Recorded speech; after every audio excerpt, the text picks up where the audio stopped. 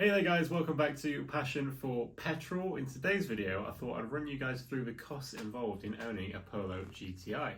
I remember a few years ago I was looking into what kind of costs are involved, and especially if you're a younger lad trying to find yourself a nice hot hatch to get into, there's not too much out there, there's not much information, so this video is for you. Before we get properly into the video guys, I just want to remind you that over 90% of you aren't subscribed to my channel. And without that, guys, I can't afford to feed my children, aka my thirsty Polo GTI. And also, if you're interested in seeing some behind the scenes stuff, follow my Instagram at ed_passion4petrol for more stuff on the Polo build. Anyway, now that's out of the way, guys, let's get on with the video. So first up, guys, is the cost of the car itself. My Polo was around £22,000 when I bought it a year and a half ago. It was a 2020 plate with about 20,000 miles on it. Pretty nice spec. It's got the pan roof and the Brescia alloys along with a few other bits and bobs. But altogether, per month, that cost me £350. Now, you can get a Polo for cheaper than that, but that's just my case. And roughly per year, that's over £4,000 with an initial deposit of £3,000 as well. As you guys might imagine, fuel is actually my biggest expense on the car. Now, granted, I do more miles than the average Joe. I do about 20,000 miles a year, whereas the UK average is 12,000. I also have a slightly heavier right foot than the average person also. So yeah, I spend about £500 a month on fuel, which I know is a little bit on the crazy side, but I'm going to use the UK average figure of 12,000 miles to generate an estimated cost for what it cost you. Of course, with a fuel bill of around £500 a month, you'd also expect my MPG figures to not be that great, and you'd be right actually. It's around 24 miles per gallon long term, which I know sounds like a little bit of a daunting figure, but as mentioned, I do have a super heavy right foot. Also, the Polo is tuned, so that's definitely decreased a lot from when it was standard. I can remember getting around 28 to 30 mpg driving as I do, versus my Stage 2 map where I get a 24 mile per gallon return. So yeah, don't let that put you off. If you got a Polo and you didn't do anything with it, you can still get decent MPG figures. But for argument's sake, let's say you got your Polo, you tuned it up just the same as I have and drove it like I do. If you're doing 1,000 miles a month, which is, as I said, the UK average, you'd probably be spending around the £300 a month mark on fuel. But as much as the Polo can be thirsty, it can also be fuel efficient. I remember when I first got my Polo, it would get anywhere from 40 to 50 mpg on an eco run. Yes, I know that means you've got to drive like a granny, but the car is still capable of doing so. In fact, even on my Stage 2 map, when I recently drove down to Folkestone to get on the shuttle to Germany, I returned 46 mpg, and my car is, pretty tuned up.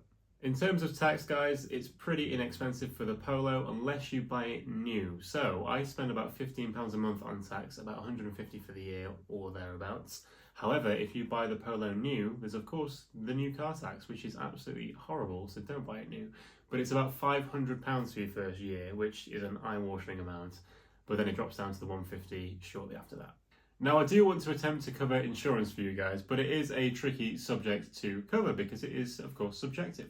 Everyone is different, depends where you live, how you drive, if you're male or female, that kind of thing. I can only really talk about my case. So, I'm 25, I have 4 years no claims, and I'm insured with Green Light Insurance. So all my mods are fully declared, and I pay about £780 a year, so about 70 quid a month or thereabouts. I would recommend going to those if you are a younger person. I think it's 21 and over, but they're great for modified car insurance. So in terms of insurance, for me at least, not bad at all. What I can do, guys, is give you an idea of how the Polo compares in insurance to other cars in that class with the insurance group that it's in.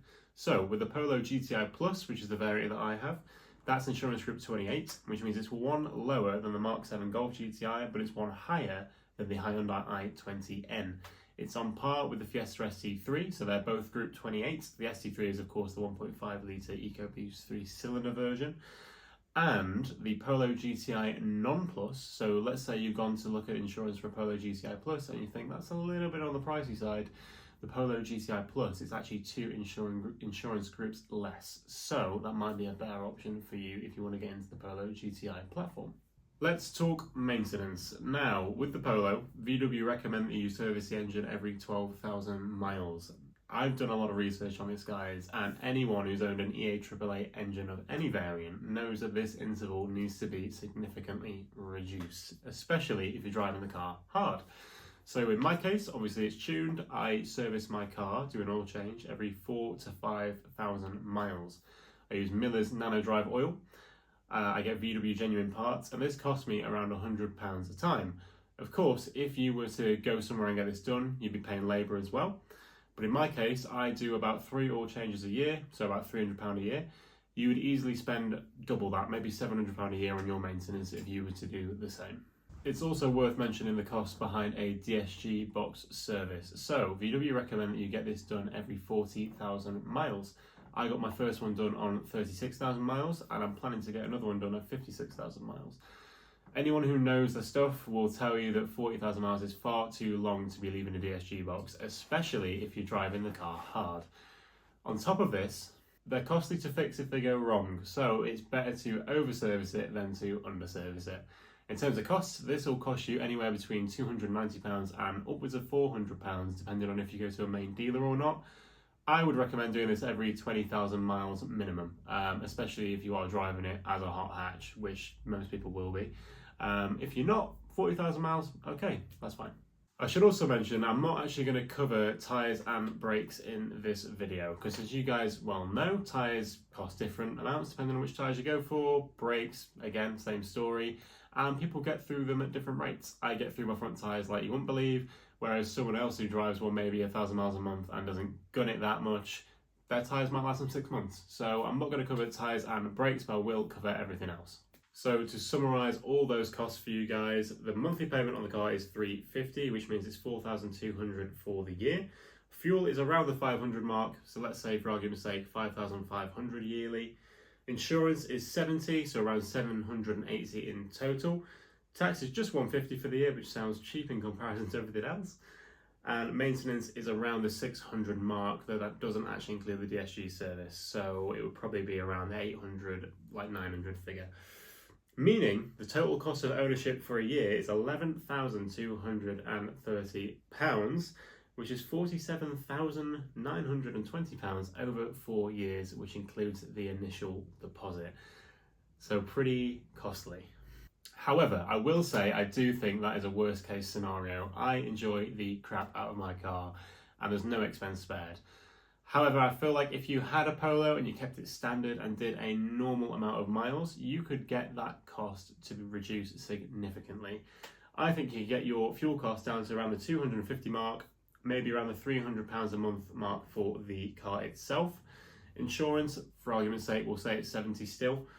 Tax around £15 a month again, and maintenance I think you could do around £800 every 2 years.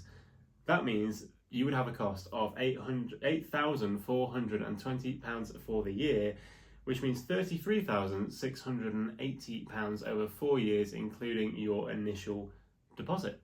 So guys, that does conclude today's video. I hope I covered everything for you guys, but if there's something I missed and you wanted to know something else, leave it down in the comment section below and I'll reply to you as quickly as I can. If you guys have any suggestions for future videos as well, please leave those down there, and don't forget to subscribe to the channel to not miss any future uploads. Anyway guys, my name's Ed, this is Passion for Petrol, and I'll catch you next time. We're currently getting so I can be energetic! You fuck. Let's be if it's so try and catch a fly. There's a lot of bloopers there.